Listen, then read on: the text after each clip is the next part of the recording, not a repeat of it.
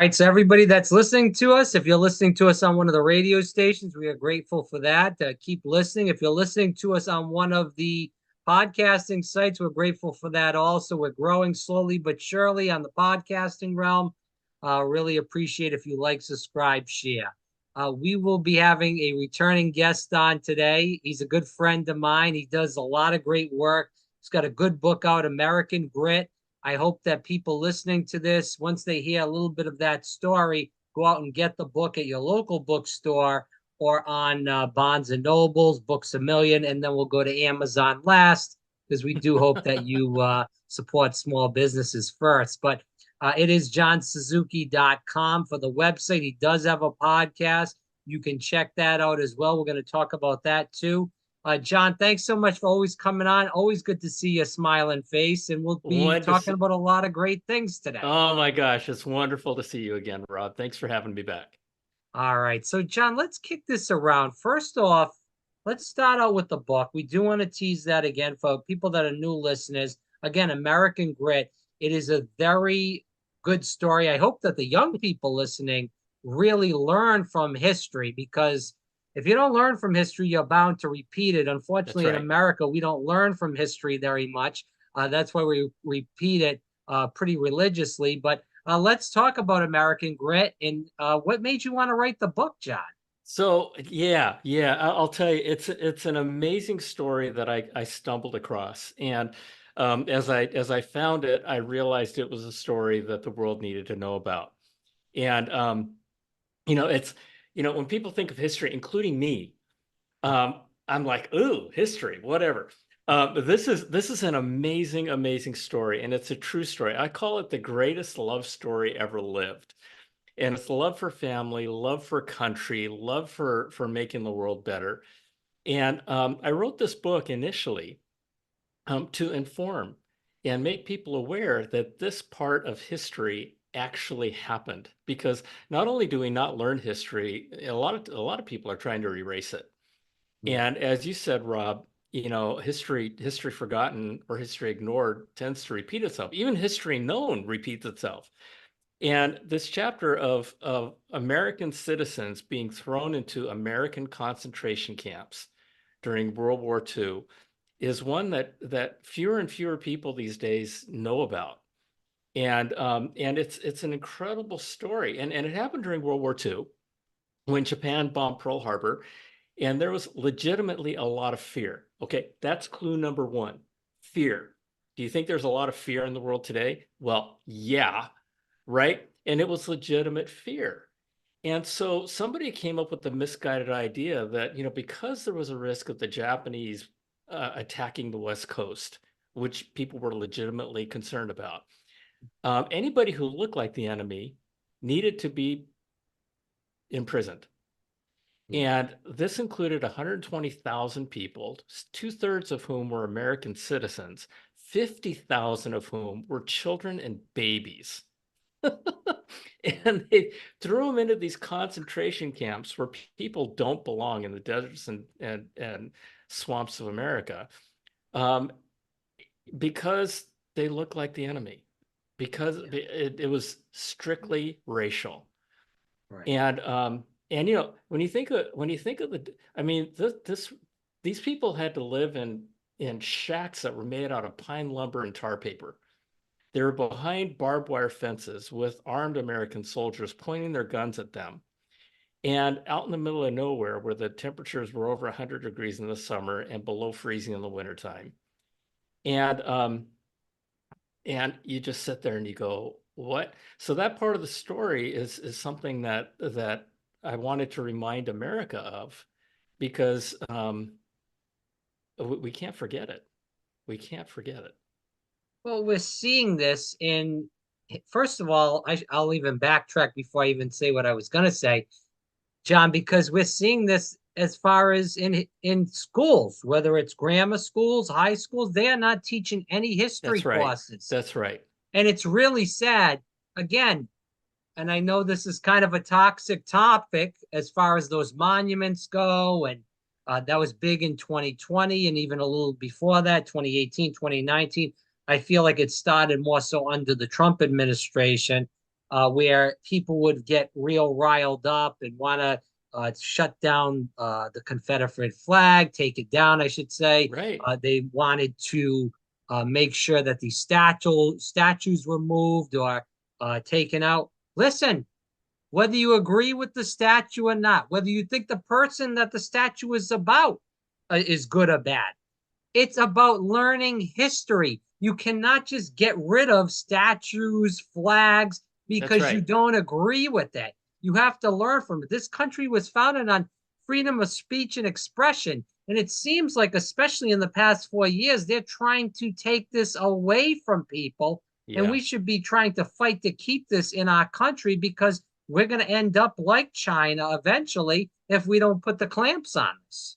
Yeah, it is amazing how much the world has changed in the last 5 years. It's just it's really amazing. I am not a supporter of slavery, obviously, but I mean, we take down all these, but we erase history. We the young people don't learn it. They don't learn it, and it's not to be celebrated; it's to be made aware of.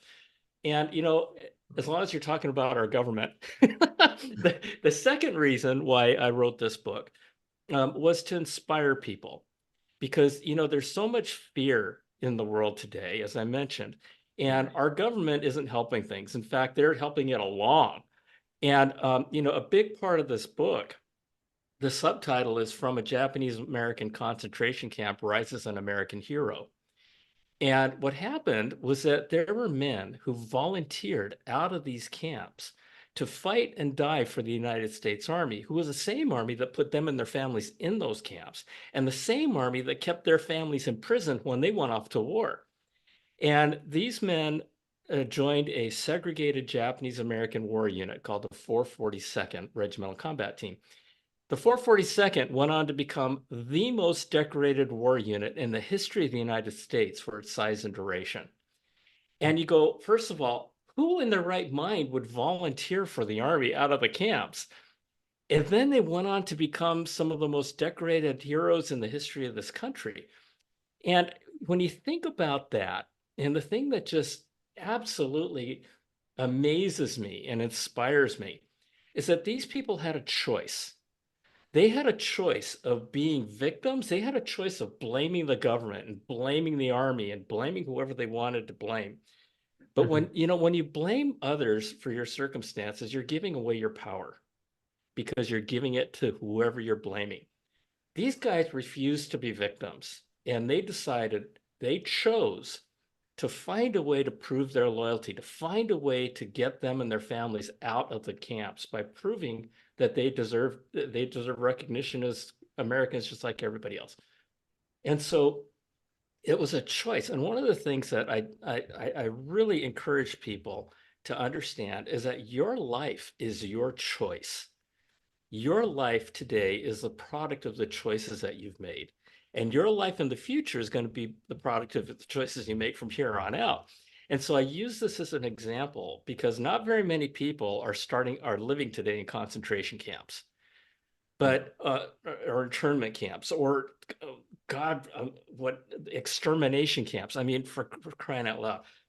And so they Well, chose, and everybody has a choice. Everybody has the choice to in their life, especially in this country, as we celebrate Independence Day coming up.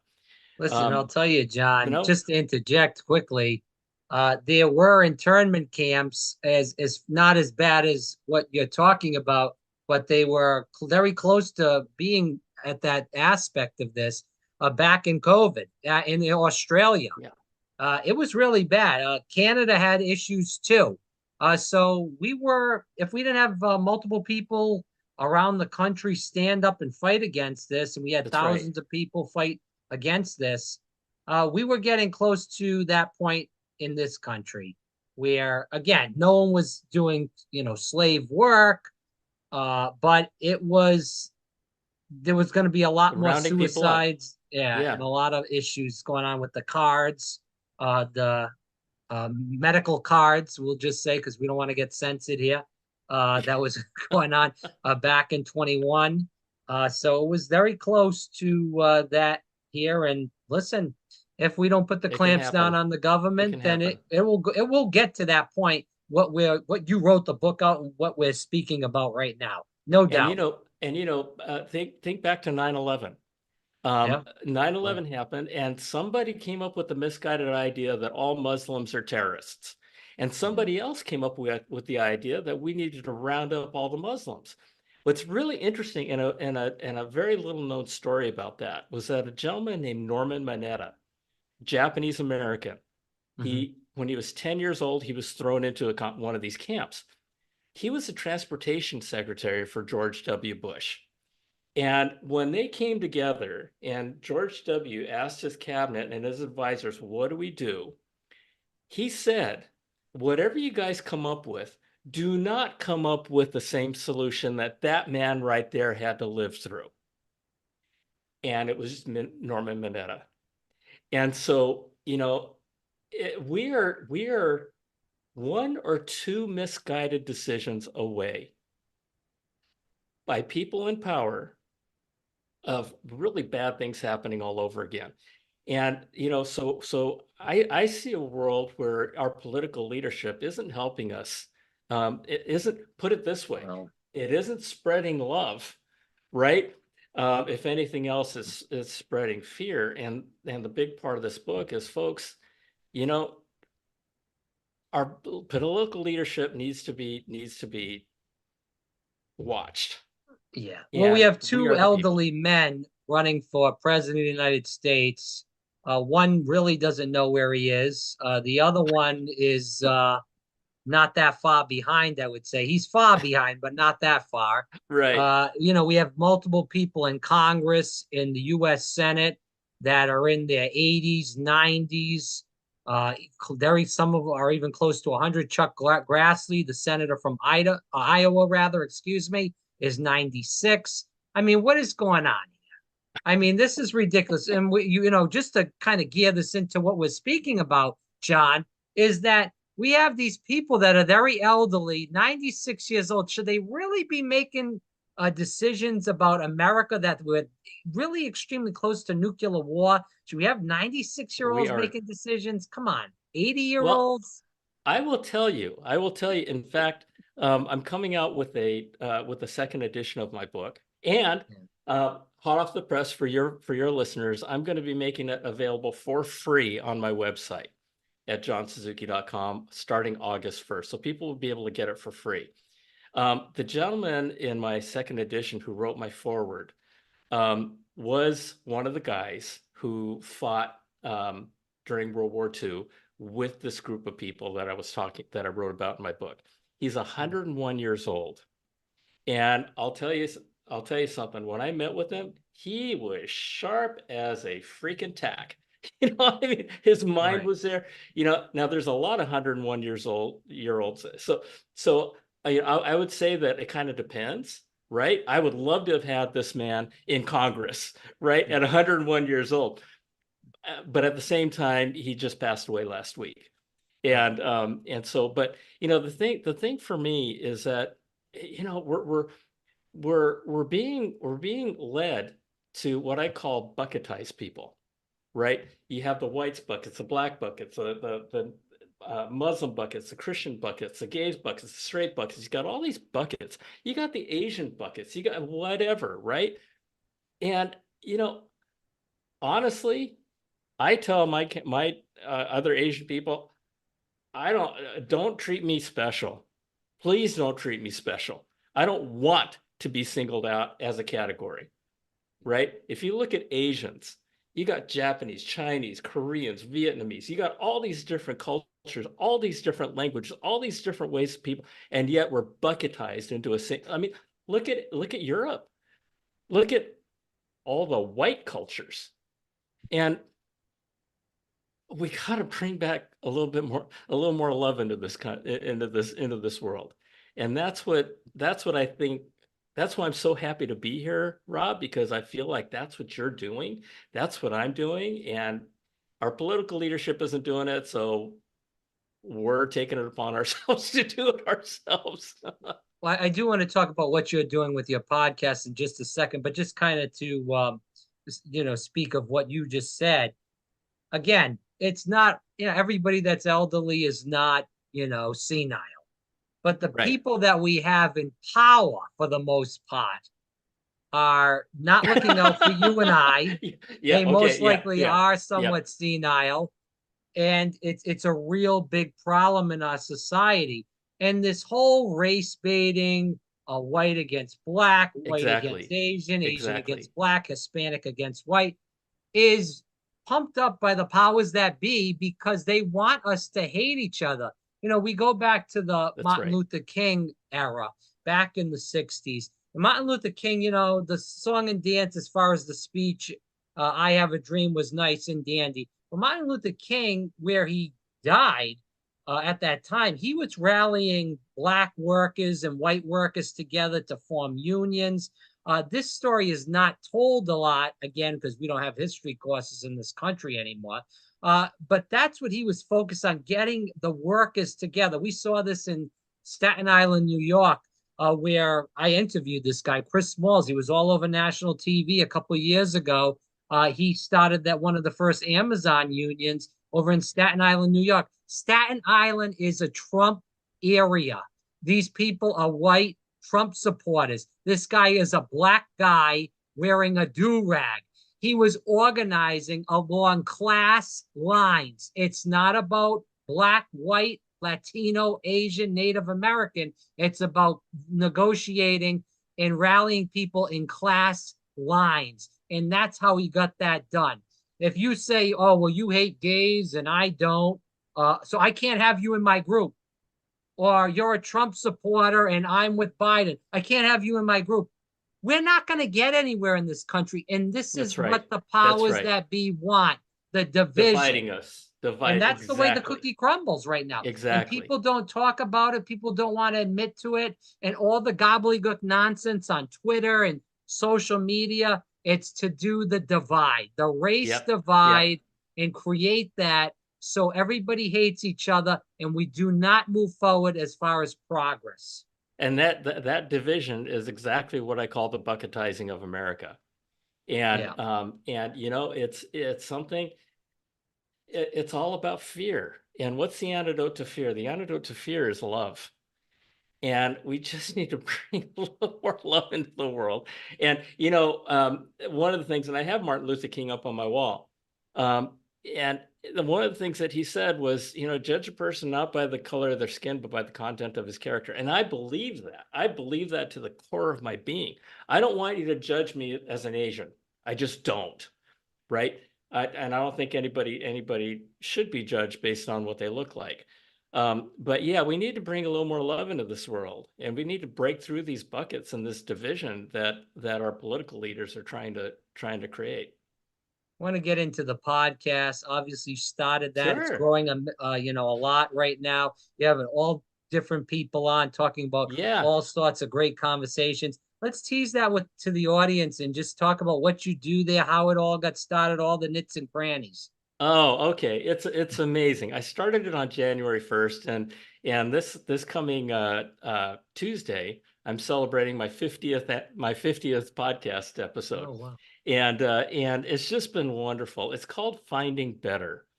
And the idea of finding better is, I came to the realization a few years ago that there's just so much bad information going on out there. And people are going to social media, they're getting their news from social media, they don't know what to trust, they don't know who to believe. And so I created this podcast to share experiences, real life experiences of whatever, in finding better relationships, finding better money, finding better dog food, finding better healthcare, find whatever the topic might be, based on people's experiences that people can listen to and learn from people who have been there and done that. And the whole idea is that I have found that one of the best ways to be successful is to copy people who have done it and copy people who have been successful. So I share my experiences, I share your experiences, everybody who comes aboard who has something to share. We're not selling anything. We're just sharing. It's just about giving a little bit back, and it's been wonderful. I have learned so much, and everybody out there, every person I see out there has some. Even my 4 and 6 year old grandsons have tons that they can teach us. And so, it's all about learning from other people's experiences, mistakes, other people's victories, and the idea being that's how they found better. Maybe you can learn something and apply it to your own life. It's wonderful. And I do hope people go on YouTube and check that out. Again, johnsuzuki.com. Yeah. You can check out everything in the kitchen sink, from the book to the podcast. There's all sorts of other little things on there that I would hope people looked at. Again, johnsuzuki.com. Definitely check that out. John, as we move toward the end of the interview, I know we've talked about history, politics, your This podcast, is fun. and Yeah. everything, in between. What do you hope that people get out of our conversation today? Here's what I hope. It goes back to a story that I learned a long, long time ago, and a lot of people have heard this story. But it's a story of an old man who's walking along a beach, and the night before was this huge storm that washed up thousands of starfish on this beach. And he sees a little boy in the distance throwing starfish back into the ocean. And he walks up to him and he says, "Hey, what you doing?" And the little boy says, "I'm throwing starfish back into the ocean." The old man says, "There must be thousands of starfish on this beach. You can't possibly make a difference." And the little boy looked down, he looked up, he picked up a starfish, threw it back into the ocean, and said, "I made a difference to that one." Right? And so what I hope, what I, you know, what I want to help make people's lives better, because when you do that, when you make one person's life better, you lift the world. You really do. And so I hope people join me. I would love to, in that story, I would love to have seen people listening to the conversation, coming in and then throwing starfish back into the ocean themselves, and a whole mob of people doing the same thing, helping starfish one at a time. And if we do that, if we can create that kind of feeling, we can move mountains. We can move mountains. It's just smile at people, and just be nice, and Listen. and help people live better lives. Everybody needs help. Well, again, your show is bringing people together. It's Yes. also getting rid of all the toxic nastiness, whether it's on podcasts, social media, the list goes on and on. It is really sad that the country has really become extremely divided. And it's not just in the past 4 years. This has started since, I believe, 9/11, and it's just ramped up every year, a little bit more, a little bit more, a Yeah. little bit more. So I do hope people listen to this. Go to YouTube, Finding Better Podcast. Go to johnsuzuki.com. Get American Grit at your local bookstore or Amazon, Barnes and Nobles, Books a Million. The list goes on and on. But John, this will not be our last conversation. You know that this is our second conversation, but we've seen each other a bunch of other times virtually Yes, besides sir. that. And you're just such a breath of fresh air. And I'm not just trying to throw smoke up your behind. I'm trying to tell you the truth here, because it's nice, easy listening as far as your voice and how you bring the topics we speak about to the table. So thanks again for coming on. And again, I hope people go to johnsuzuki.com. Thank you, Rob. Thank you for having me. I love you. And presuming that it's about 4th of July, happy July 4th season. Yeah. Happy July 4th to everyone else listening. Yeah. And we'll talk to everyone soon. Thanks so much.